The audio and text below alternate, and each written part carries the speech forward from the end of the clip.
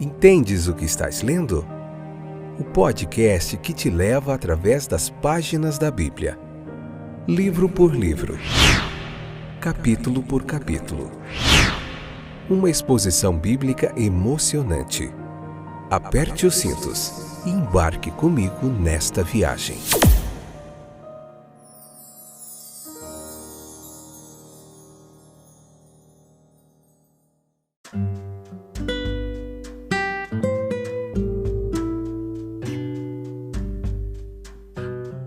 Olá, estamos de volta. Esse é mais um fantástico episódio do podcast Entendes o que estás lendo. Que joia que a gente está tendo esta oportunidade, de voltar para nós aprendermos mais um pouquinho da palavra de Deus. Hoje vamos ver sobre a tentação de Jesus, aqui em Lucas capítulo 4, episódio 1. Vai ser uma caminhada muito joia. Pega o caderninho, convida mais gente. Tudo bem com vocês? Espero que sim. Que bom tê-los de volta para nós juntos caminharmos essa viagem sem fim através das páginas da Bíblia. Viagem longa, muito longa. Vamos lá? Prontos? Prontas? Então vamos lá. Tudo que se pretende dizer é que Jesus foi conduzido, como escreveu Marcos, a retirar-se para a solidão do deserto. Foi isso que aconteceu. E hoje é o Lucas capítulo 4, a parte 1, episódio número 276, quarta temporada, tá? Só para nós não se perdermos aqui nessa marcação. Então ele teria que sofrer a tentação, que foi o que realmente lhe aconteceu. Ele foi levado por uma direção divina, o retiro espiritual ali, e por permissão divina, aquela luta também espiritual. Então foi semelhante a Moisés em Midian, a Davi em Belém, a Elias no Horebe, como João no deserto da Judéia e depois Saulo na Arábia. E Jesus ele se preparou para a sua grande obra ali naquele lugar solitário. Ali nós podemos muito bem acreditar que ele mantinha uma estreita comunhão íntima com Deus. Ele olhava para os lugares secretos de sua própria alma e comungava cuidadosamente consigo mesmo. Ele ponderou muito sobre o grande trabalho, o negócio do Pai que estava diante dele. Nós podemos ter certeza de que esse período de solidão produziu frutos muito ricos nos dias posteriores, não apenas na verdade que foi dita, mas na vida que foi vivida e na tristeza que foi suportada. Esse período ele deve encontrar sua contrapartida em nossa própria história. Se não o encontrar com o nosso próprio consentimento, poderá fazê-lo sem qualquer escolha nossa. Deus ele pode nos levar para longe das excitações e do barulho da sociedade e até das distrações do nosso próprio círculo familiar e doméstico, quando ele fecha a porta sobre nós e fecha a cortina, nos deixa sozinhos consigo mesmo. Isso acontece muitas vezes. E quando isso acontece, nós temos uma oportunidade sagrada para uma revisão, uma introspecção, um autoexame, um olhar mais apurado, um momento para oração, comunhão. E com a permissão de Deus, foi com a permissão de Deus que o maligno ele veio a nosso Senhor e o tentou. E Deus ele permite que o tentador nos ataque, assim como ele fez com seu Filho amado. Existem algumas tentações que são mais prováveis de nos assediar no período de solidão do que em qualquer outro momento. Então veja que essa tentação pode ser uma sensibilidade meio mórbida quanto à nossa própria condição. Perceba que uma disposição de olhar demais para nossos próprios sentimentos, isso pode acontecer, e deixar de olhar, ou olhar muito pouco para a bondade, a misericórdia, o amor do nosso Deus. Também pode ser quanto à nossa própria reputação, a estima em que somos mantidos entre os homens. Nós podemos ser acometidos por decepção excessiva e um consequente desânimo em relação a isso. E em relação a outras coisas, como a vida que estamos vivendo diante de Deus, o trabalho que estamos fazendo por nossos semelhantes, o progresso do reino de Deus. Mas embora nós possamos passar por essas lutas, nós podemos sair com segurança delas.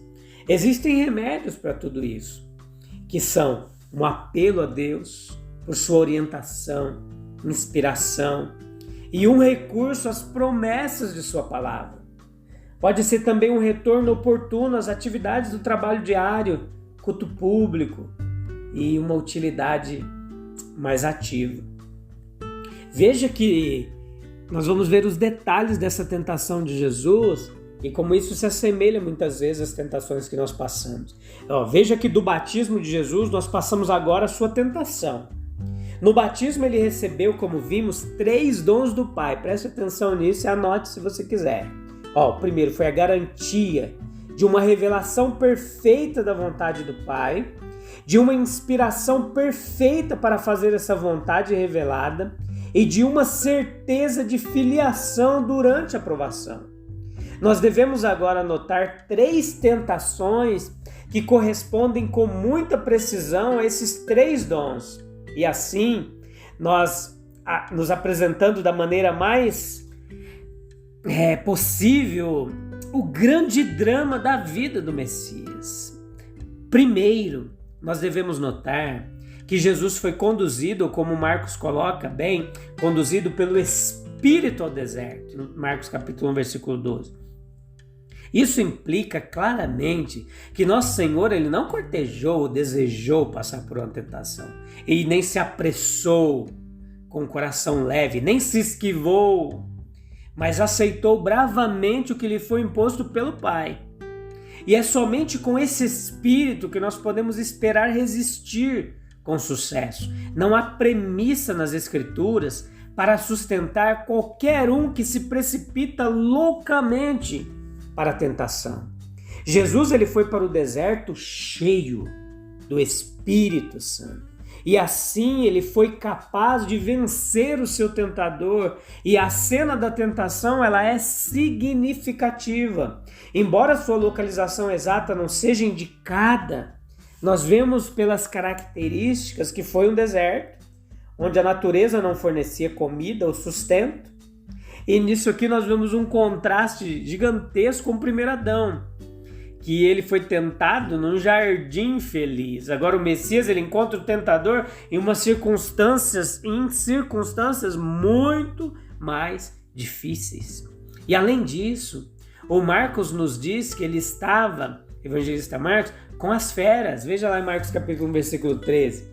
É como se fosse um novo Daniel, enfrentando os leões e subjugando-os. Nós devemos observar outra coisa aqui, que ele é tentado na esfera pública como Messias. Ele já havia sido tentado na esfera privada, individual, como ele foi tentado a deixar a privacidade de Nazaré para uma posição mais pública. E ele afastou todas essas tentações. Observe agora a tentação através do prisma do apetite, versos 3 e 4. Depois de 40 dias de jejum, durante o qual ele estava sofrendo tentação de Satanás, ele se encontra faminto, e o espetáculo no deserto é entre as feras, e portanto de um Messias faminto. Ele nunca esteve mais perto da morte do que nessa ocasião, exceto quando a morte realmente veio. É nessa conjuntura aqui que o inimigo das nossas almas, ele primeiro o tenta através de sua fome. Ele afirma ser o Filho de Deus, essa certeza lhe foi dada em seu batismo. Então, como filho que ele acredita que é e que possui, e ele não exerceu ainda o seu poder milagroso, então que ele use seu poder para a autopreservação, que é a primeira lei da natureza, e transforme essas pedras do deserto em pães. A falácia subjacente a essa tentação é aquela a qual os homens agora estão mais propensos a serem tentados. é sobre essa frase: os homens devem viver. Então, esse falso princípio passa por graus de comparação e os homens dizem a si mesmos que devem, se possível, viver bem e finalmente devem, se possível, viver muito bem. Portanto, nosso Senhor, em vez de ouvir a voz do apetite, ele declara a sua resolução de ouvir a voz de Deus. E sobre essa revelação ele viverá. É como ele diz: está escrito. Nem só de pão viverá o homem, mas de toda palavra de Deus. E isso é muito instrutivo para mim, para você, para nós outros. Por quê? Ter o nosso Senhor dirigindo a nossa atenção para uma revelação mais elevada e uma voz mais sustentadora. O pão, ele não pode sustentar o homem por inteiro. Ele só pode sustentar a sua natureza física. Mas o espiritual, ele precisa de outro alimento, de outra ajuda que vem do alto. E nós encontramos isso somente na palavra de Deus. Em meio à luta feroz pelo pão, nós devemos ouvir aquele que fala do pão melhor que sai da boca de Deus. Agora veja do versículo 5 ao 8, a tentação sobre o prisma da ambição. Mateus, ele colocou essa tentação por último, em vez de aqui, isso é provavelmente cronologicamente mais preciso do que Lucas. O Messias, então, embora faminto, ele permanece pela revelação de Deus em vez de fazer um banquete milagroso no deserto. Mas da revelação que o Pai lhe deu, essa agora é a parte principal, que ele se tornaria conquistador e governante do mundo. O império universal era, portanto, uma ambição legítima. E é aqui que o inimigo tenta. Levando ao topo de alguma montanha, ele lhe mostra de forma milagrosa todos os reinos do mundo e em um momento... E em seguida ele afirma que ele é o governante legítimo de todos esses reinos, mas está disposto a fazer um acordo, um negócio sobre esses reinos. Tem uma barganha com o ambicioso Messias, que se ele apenas reconhecer a sua soberania, só isso, e prestar-lhe homenagem devida aos reis terrenos, todos os reinos serão entregues a ele.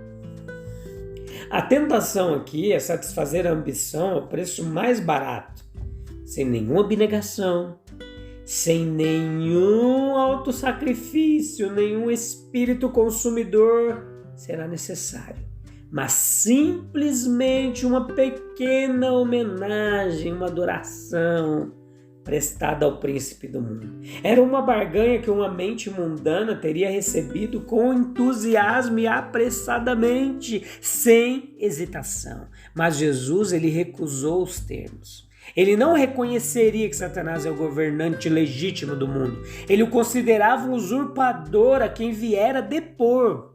Por isso, impaciente com o arquidemônio, o nosso Senhor exclamou: para trás de mim, Satanás, porque está escrito: ao Senhor teu Deus adorarás e só a Ele servirás.